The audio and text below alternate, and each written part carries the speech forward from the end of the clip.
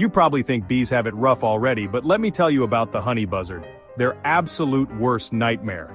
This bird of prey doesn't just go after honey, it goes after the whole bloodline. Bees, wasps, hornets, none of them are safe.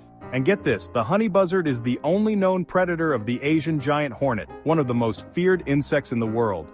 For the buzzard though, that's light work. They're built like tanks for the job. Their feathers are tough enough that stingers barely break through, and they've got scales around their neck and legs to protect the soft spots.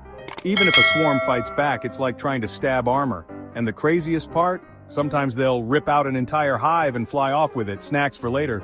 So yeah, if you're a bee, the honey buzzard isn't just a predator, it's the apocalypse.